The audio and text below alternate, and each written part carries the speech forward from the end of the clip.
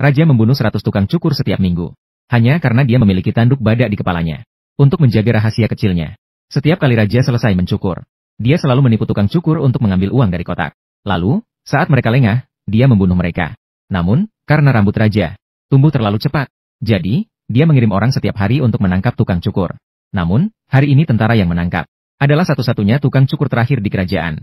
Wanita di samping sangat khawatir setelah melihatnya. Karena putranya juga seorang murid. Namun, pemuda itu tetap tidak bisa menghindari nasib buruk. Raja sekali lagi mengirim orang untuk menangkap tukang cukur.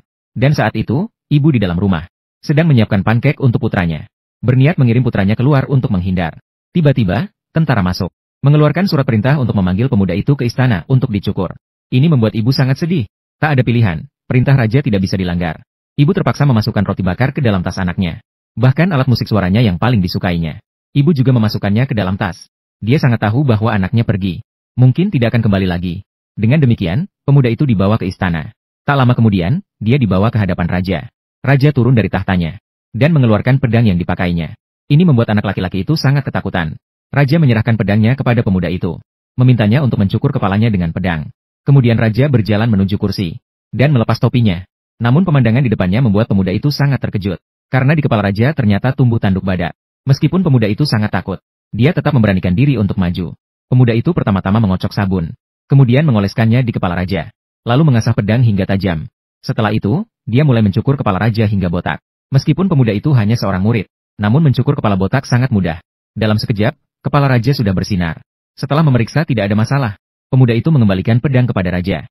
Namun raja menggunakan pedang sebagai cermin. Melihat kepala botak yang bersinar, raja sangat puas. Dia mengambil kembali pedangnya. Lalu dia menyuruh pemuda itu untuk mengambil uang dari kotak harta. Dan pemuda itu tidak meragukannya sama sekali. Dia segera melangkah maju untuk mengambil uang. Namun ketika pemuda itu membuka kotak, dia menemukan bahwa di dalamnya sangat dalam. Raja mengambil kesempatan untuk mendorong anak itu ke dalam. Pemuda itu jatuh ke dalamnya. Namun pemuda itu mendapat perlindungan dari takdir. Di dasar jurang ternyata ada sungai gelap di bawah air. Dia awalnya ingin berenang ke tepi. Namun karena arusnya terlalu deras, pemuda itu tidak bisa mencapai tepi. Akhirnya dia terseret ke dalam sungai gelap yang lebih dalam. Raja melihat itu dan sangat puas. Dengan bangga, dia menutup kotak harta. Namun, nyawa pemuda itu belum berakhir. Terbawa ke tempat tumpukan tengkorak. Dia juga terbangun saat itu.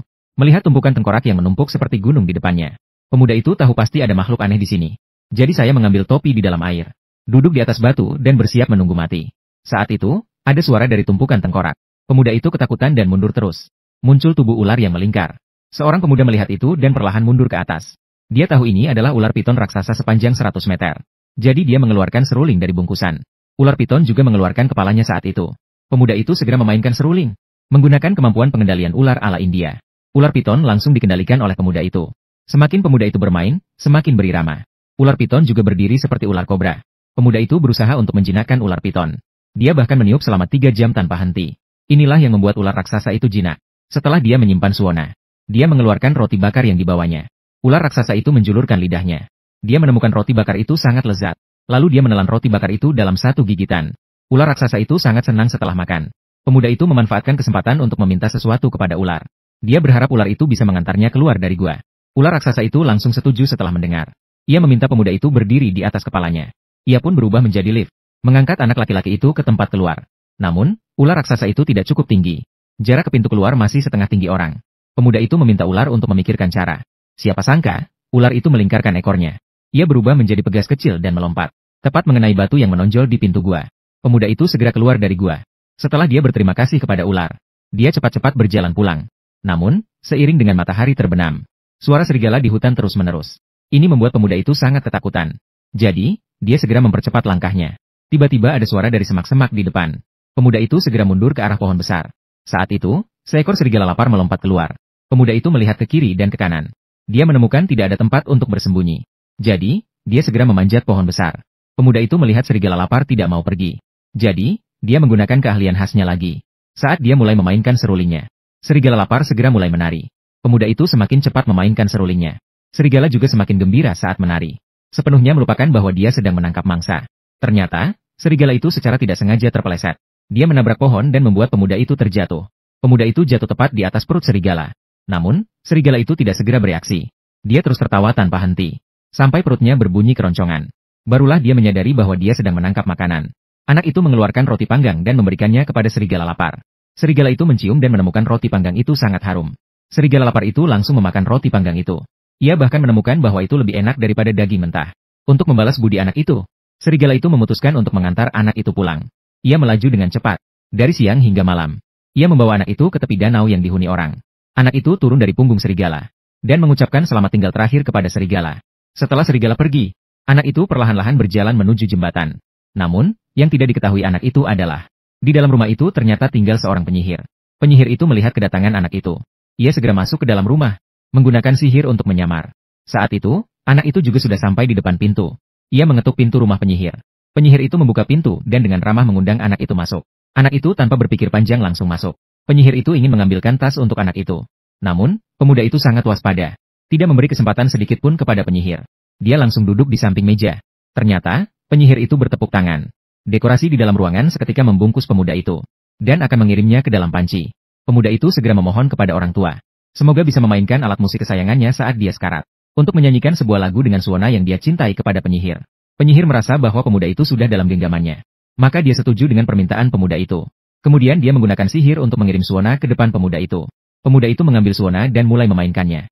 Melodi yang hidup membuat penyihir tidak bisa menahan diri untuk bergerak. Kemudian mulai menari dengan anggun, diiringi oleh melodi suona yang indah. Semua benda di dalam ruangan dikendalikan oleh pemuda itu. Semua benda itu berbaris dan mulai menari balet. Dan anak laki-laki itu juga kejam. Dia sangat menyadari bahwa kekuatan penyihir itu sangat besar. Untuk menjinakkan penyihir dengan lebih baik, dia terus memainkan suona selama 10 jam. Siapa sangka penyihir itu terlalu bersemangat, hingga dia melepas jubah sihirnya. Dia seketika berubah menjadi nenek sihir. Ini membuat anak laki-laki sangat terkejut. Dia sebenarnya ingin diam-diam pergi. Siapa sangka penyihir itu bertepuk tangan. Perabotan seketika menutup pintu. Penyihir itu mengusap perutnya menandakan dia lapar. Anak laki-laki itu juga sangat peka, mengeluarkan pankek terakhir dari tasnya. Penyihir itu tidak sabar untuk mulai memakannya. Setelah itu dia menceritakan kepada penyihir. Proses dia dikhianati oleh raja. Penyihir itu setelah mendengar memutuskan untuk membantu anak laki-laki itu membalas dendam. Dia memberikan jubah sihirnya kepada anak laki-laki itu. Dan jubah sihir ini sangat luar biasa. Jika dipakai dengan cara yang benar, bisa membuat orang kembali muda. Jika dipakai terbalik, bisa membuat orang menjadi kakek berusia 80 tahun. Anak laki-laki itu melihat jubah ajaib itu dengan puas. Maka dia berangkat malam itu juga menuju istana. Sudah hampir sampai di gerbang kota. Pemuda itu telah berubah menjadi kakek berusia 80 tahun. Namun, tentara tetap menghentikan orang tua itu. Pemuda itu segera menyatakan bahwa dia datang untuk mencukur raja. Tentara mendengar bahwa itu untuk mencukur raja. Segera membantu pemuda itu masuk.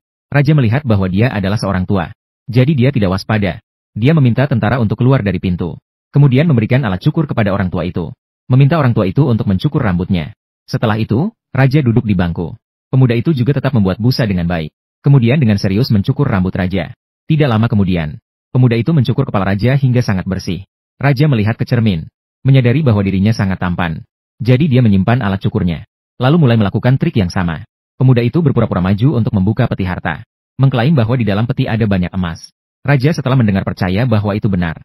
Segera maju untuk memeriksa sendiri. Tanpa menunggu raja bereaksi. Pemuda itu mendorong raja ke dalamnya dengan cepat. Ternyata raja menangkap janggut pemuda itu. Pemuda itu melihat dirinya juga akan jatuh. Dia segera melepas jaketnya. Dalam sekejap, pemuda itu kembali ke bentuk semula. Dan raja juga jatuh ke dalam sungai gelap, terbawa ke sarang ular raksasa. Saat itu, pemuda mendengar suara di luar. Dia segera bersembunyi di belakang tirai. Ketika tentara masuk, dia dengan diam-diam melarikan diri. Kemudian mengenakan jaket ajaib. Kembali menjadi orang kecil setinggi 3 inci. Berjalan dengan angkuh keluar dari istana. Dengan cara ini, pemuda tidak hanya berhasil mengubah bahaya menjadi aman. Ngomong-ngomong, dia juga menyingkirkan raja yang berbuat jahat itu. Setelah itu, dia kembali ke bentuk aslinya di semak-semak. Dan segera bergegas pulang. Tak lama kemudian, pemuda itu sampai di rumah. Dan berpelukan erat dengan ibunya. Tidak ada lagi yang bisa memisahkan mereka berdua.